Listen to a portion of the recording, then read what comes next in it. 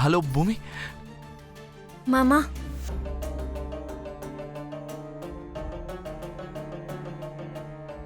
மாமா, விவாகரத்து பேப்பர்ல கையெழுத்து போட்டு கொடுத்ததுக்கு என்ன மன்னிச்சிருங்க மாமா.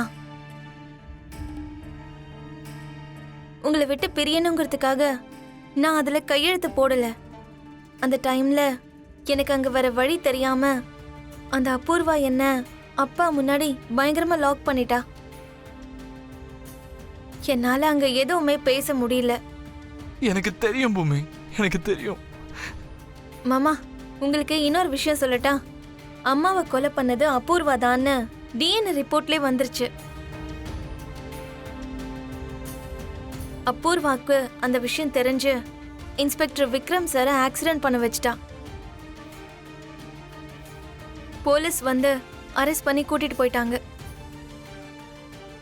இப்போ அப்பா ரொம்ப சந்தோஷமா இருக்காரு.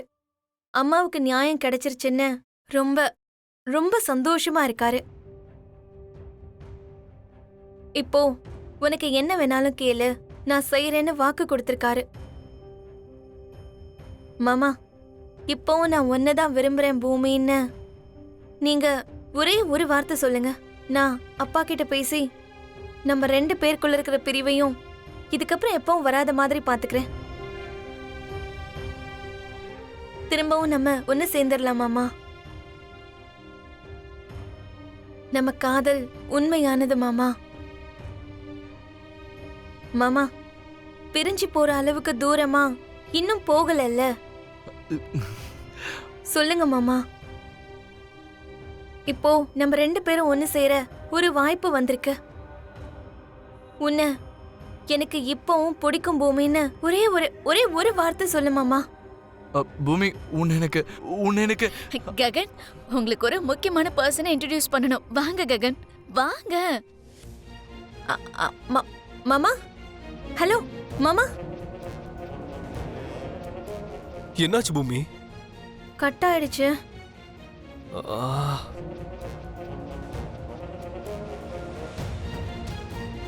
இந்த மாதிரி டைம்ல அண்ணன் எதுக்கு போனை கட் பண்ணா? சரி, உன் தங்கச்சிக்கு நீ அண்ணனா இருக்க. ஆனா அந்த பொண்ணுக்கு அம்மா அப்பா 2 பேரும் உயிரோட தானே இருக்காங்க. அவங்க 2 பேரும் எங்கய்யா?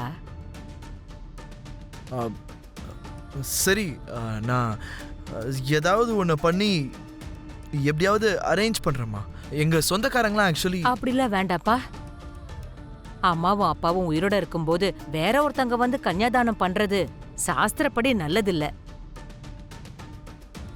எங்க காலத்துல எல்லாம் அப்படி கல்யாணம் பண்ணா பெரியவங்களே சேர்ந்து கல்யாணத்தை நிறுத்திடுவாங்க.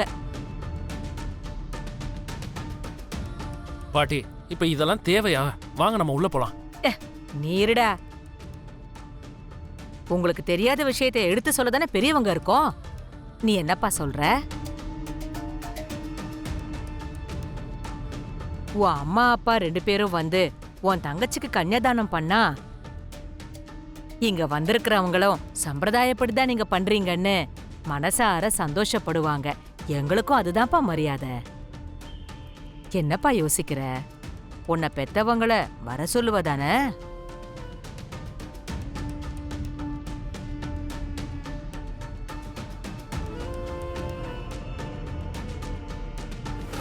நீ ஒரு முறை நம்ம வழக்கமா சந்திக்கிற கோயிலுக்கு வாயேன் சாரதா.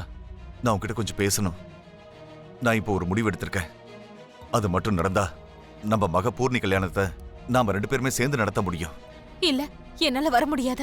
இப்ப நான் உங்களை பார்க்க வரேன்றது ககனுக்கு தெரிஞ்சதுன்னா அவன் சும்மா இருக்க மாட்டான். ஏற்கனவே அவன் மனதளவுல எந்த அளவுக்கு டிஸ்டர்ப் ஆயிருக்கான்னு உங்களுக்கு தெரியாது. சாரதா, எனக்கு ககனை பத்தி நல்லாவே தெரியும். அவனுக்கு என் மேல கோவம் மட்டும் இல்ல, அவன் என்ன வெறுக்கான்னு கூட தெரியும். இருந்தாலும் பூர்ணியோட அப்பா அம்மாவா நாம 2 பேரும் உயிரோட தானே இருக்கோம் சாரதா. இது ஈகோ இல்ல, நம்ம பொண்ணோட வாழ்க்கை. யோசிச்சு பாரு. இல்ல, இப்ப இவ்ளோ வருஷத்துக்கு அப்புறம் நாம ஒன்னா சேர்ந்திருந்தா பாக்குறவங்க என்னெல்லாம் பேசுவாங்கன்னு உங்களுக்கு தெரியாதா? பேசட்டும், விடு. நம்ம வாழ்க்கையை அவங்க வாழல.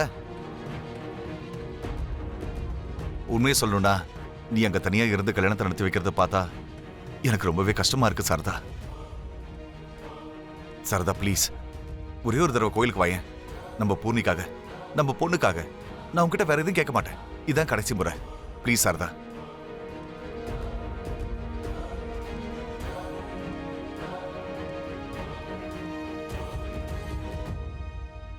அம்மா அம்மா யார் போன்ல? ஆ, ஆ, ஆ, ஆம், நம்ம சொந்தக்காரங்க மண்டபத்துக்கு வர அட்ரஸ் தெரியாம கேட்டுட்டு இருந்தாங்க. அதான் சொல்லிட்டு இருந்தேன். தாராவோட பாட்டி வந்திருக்காங்களாம். வாமா போய் பார்க்கலாம். ம், சரி வா. ம். என்னால செய்ய முடியாத விஷயத்த என்ன செய்ய சொல்றியா? இப்ப என்ன, நான் அந்த ஆள்கிட்ட போய் என் தங்கச்சிக்கு கன்னியாதானம் பண்ணுன்னு நான் சொல்லணும்னு நினைக்கிறியா? அதுவும் அந்த ஆள்கிட்ட நானு.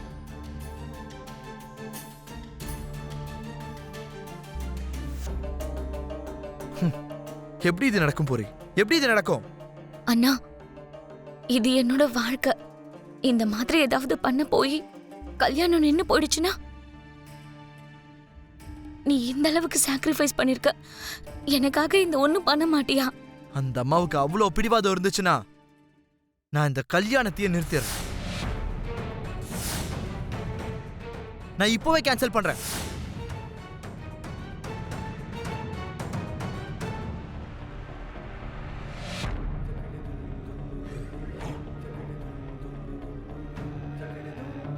அப்போ இந்த கல்யாணமும் மனமேடையிலே நின்னு போயிடுமா?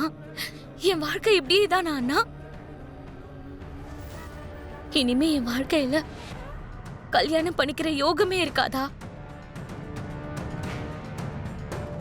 துருவா தான் என் வாழ்க்கைன்னு நினைச்சேன். நான் உயிரா நினைச்ச ஒருத்தரோட எனக்கு கல்யாணம் ஆக போதுன்னு நான் ரொம்ப சந்தோஷமா இருந்தேன்னா, ஆனா நீ என்னடானா இப்போ ஒரு சின்ன காரணத்தை காட்டி கல்யாணம் நின்னு போயிடும்னு சொன்னா எனக்கு ரொம்ப கஷ்டமா இருக்குண்ணா. என்னங்க இது? அந்த பக்கம் பசங்களுக்கு கல்யாணம் நடக்க போகுது. அங்க பூர்ணி கல்யாண மேடை வரைக்கும் வந்து உட்கார்ந்துட்டா. இன்னொரு பக்கம் ககன் வாழ்க்கை ஏன் கண் முன்னாடி கை நழுவி போயிடுமோன்னு என் இதய துடிப்பு அதிகமாயிட்டே போகுது. இந்த மாதிரி சமயத்துல யாருக்கும் தெரிய வேண்டாம், நீ மட்டும் வான்னு சொல்லி என்ன ஃபோன் பண்ணி கூப்பிடுறீங்க. என்னாச்சு? இவ்ளோ அர்ஜென்ட்டா பேச வேண்டிய விஷயம் என்ன இருக்கு? அபூர்வாவை போலீஸ் அரெஸ்ட் பண்ணிட்டாங்க. என்னங்க? எந்த கேஸ்ல? சரதா, தங்கச்சி சோபச்சந்திராவுடைய கொலை கேஸ்ல பூமி நியாயத்தை ஜெயிக்க வச்சுட்டா. நாளைக்கு கோர்ட்ல குற்றத்தை நிரூபிச்சிருவாங்க. அதுக்கப்புறம் அந்த அபூர்வா வாழ்க்கை முழுக்க ஜெயில இருக்க போறது உறுதி. நல்ல விஷயம். ஷோபாக்கு நியாயம் கிடைச்சது சந்தோஷம்தான். ஆனா இத சொல்றதுக்காக தான் என்ன அவ்வளவு டென்ஷன் ஆக்கி இங்க வர சொன்னீங்களா?